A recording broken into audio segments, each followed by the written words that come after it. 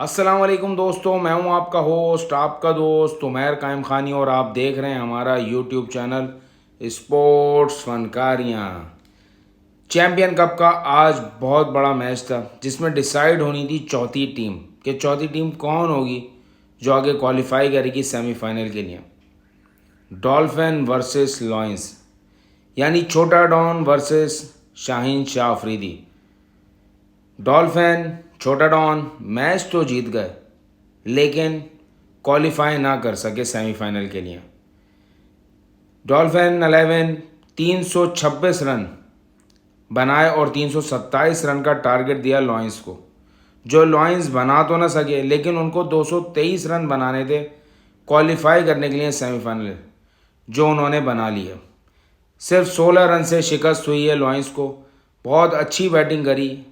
अगर थोड़ी सी मैनेजमेंट होती तो ये रन चेज हो सकते थे और चैम्पियन कप की रीत टूट सकती थी कि अभी तक किसी टीम ने भी चेज नहीं किया।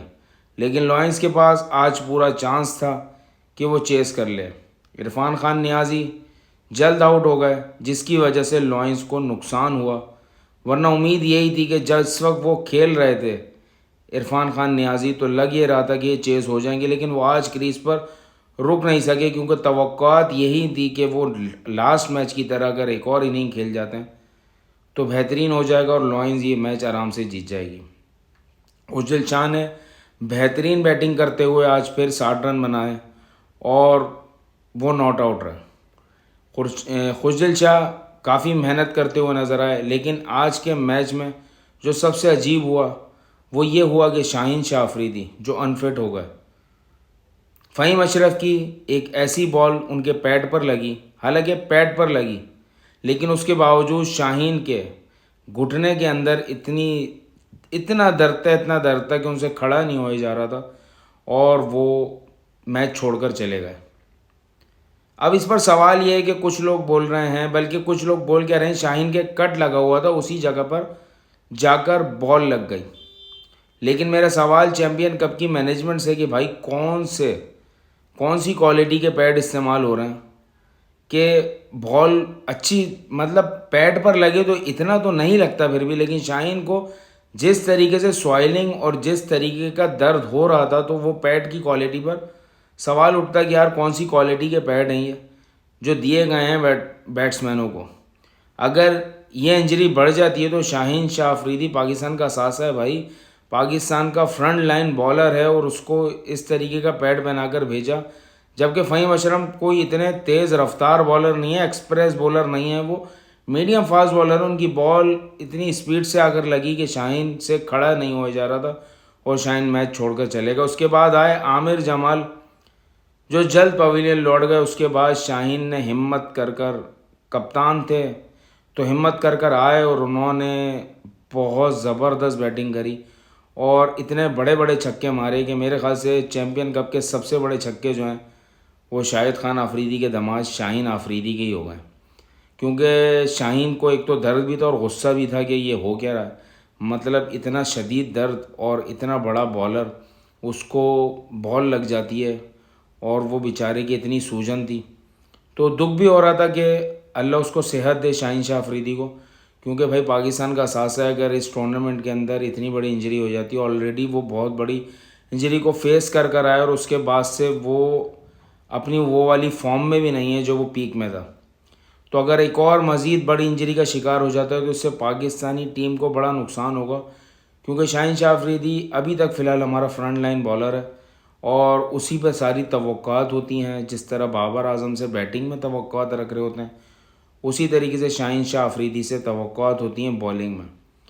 फ़िलहाल एक मैच जीता लॉयंस हैं, लेकिन वो क्वालिफाई कर गए हैं सेमीफाइनल के लिए। पहले नंबर पे मारखोर हैं, दूसरे नंबर पे पैंथर हैं, तीसरे नंबर पे स्टैलियंस हैं और चौथे नंबर पे लॉयंस हैं। और डॉल्फिन जो बाहर हो गई एक पांचवी टीम थी जिसके मेंटोर सरफराज साहब थे, जो पिछले दिनों बड़े अपने बयान की वजह से लोगों के नज़रों में और ज़बानों पर रहे हैं, और टीम उनकी मेंटोर होने के बावजूद जो वो हमेशा से लास्ट बड़ा डोमेस्टिक लेवल पर अपनी टीम को आगे लेकर जा रहे थे, लेकिन ये वही टीम है जिसकी हवा निकल गई है बड़ी टीमों बड़े प्लेयर्स के आते ही। आज अच्छा खेला डॉल्फिन ने, लेकिन उसके बावजूद अच्छा खेलने में देर ये कर दी कि भाई अब आप बाहर हो चुके हैं। तो 4 टीम हैं अब जो सेमीफाइनल खेलेंगी। अब सेमीफाइनल का फैसला फाइनल में होगा। फाइनल कौन सी 2 टीमें खेलती हैं और वो आगे जाकर चैम्पियन कप कौन जीतता है। 29 तारीख तक ये चैम्पियन कप चलेगा। 29 तारीख को इसका फैसला हो जाएगा। दूसरी बड़ी खबर ये है कि बांग्लादेश टेस्ट मैच हार गया। इंडिया ने बांग्लादेश को 280 रन से शिकस्त दे दी है पहले टेस्ट में। जैसा कि कल भी मैंने आपको बताया था कि बांग्लादेश का मैच बचाना बहुत मुश्किल ही नहीं नामुमकिन था, और वही हुआ। बांग्लादेशी टीम ने अपनी बैटिंग शुरू करी तो वो सिर्फ 234 रन पर पूरी टीम आउट हो गई।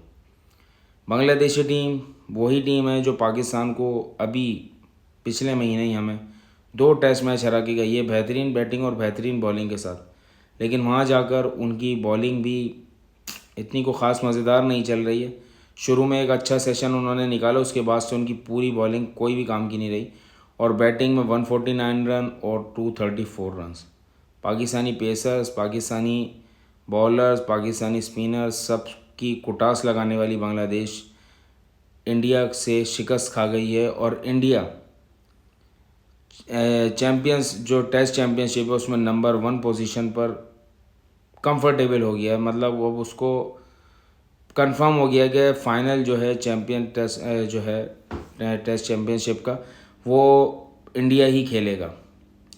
अब कल तो फ़िलहाल कोई मैच नहीं है चैम्पियन कप का। मज़ीद जो भी मैचेस होंगे उसकी भी अपडेट देंगे आपको। और जिस तरीके से फैसलाबाद की आवाम ने चैम्पियन कप को पॉपुलर किया है, चैम्पियन कप की पजीराई में सबसे बड़ा हाथ खुद फैसलाबाद की आवाम का है। क्योंकि अगर ये मेरे ख़्याल से कराची में अगर ये चैम्पियन कप होता तो इतनी पजीराई नहीं मिलती, क्योंकि कराची के स्टेडियम्स में लोग नहीं जाते मैचेस देखने, इंटरनेशनल मैचेस देखने भी नहीं जाते। तो ये तो चैम्पियन कप था। उसके बाद बात कर लेते हैं अहमद शहजाद साहब के ऊपर। अहमद शहजाद साहब जो कि फिर एक दफ़ा बोल रहे हैं कि भाई ये जो है ये धोखा कप है, और इसमें लोगों को बुद्धू बनाया जा रहा है, लोगों को पागल बनाया जा रहा है।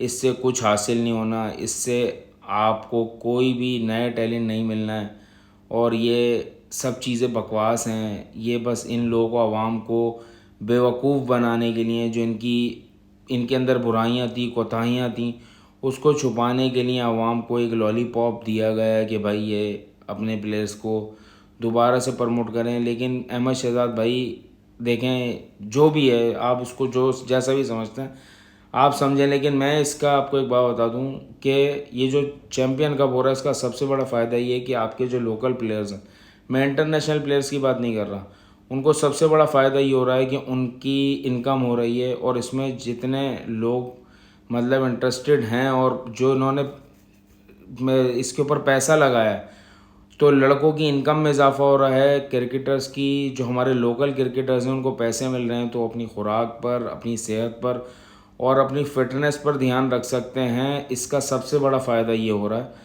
तो अगर आप ये बेवकूफ़ों वाली बातें करते रहेंगे कि ये सब फजूल है और इससे कुछ हासिल नहीं है, तो हासिल तो देखो बहुत सारी चीज़ों से आपके लिए नहीं होगा, लेकिन जो खेल रहे हैं उनको कुछ ना कुछ तो हासिल हो रहा है। और इसकी पजीराई से लोगों के सामने उनके फेसेस भी आ रहे हैं, और उनको जिस तरीके से एडवर्टाइजमेंट मिल रही है और जिस तरीके से उनके ऊपर पैसा लग रहा है, तो वो पैसा उन्हीं के काम आएगा। उनकी सेहत पर, मतलब इतना मुश्किल गर्मी के अंदर खेलना है कि बड़े से बड़ा इंसान फिट नहीं रह पाता अगर उसको अच्छी खुराक ना मिले, तो पैसा उनके काम आएगा। लड़के फिट रहेंगे। अगर आपकी डोमेस्टिक लेवल पर लड़कों का ध्यान नहीं रखा जाता, पैसे ही नहीं मिलते हैं कोई ख़ास, तो वो क्या फिट रहेंगे और क्या अच्छी खुराक लेंगे। तो ये अच्छी चीज़ है, अगर एक टूर्नामेंट को पजीराई मिली है तो इससे पैसा हमारे लोकल प्लेयर्स को मिलेगा, जो अपनी फ़िटनेस पर और अपनी जिस्मानी सेहत के ऊपर बड़ा ध्यान रखेंगे, और वो अच्छी क्रिकेट आपको देखने को मिलेगी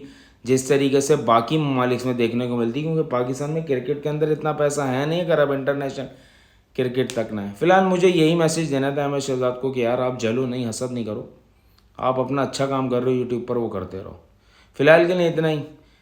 मेरे प्रोग्राम को लाइक करें, सब्सक्राइब करें और ज़्यादा से ज़्यादा शेयर करें, और मुझे दुआओं में याद रखिएगा।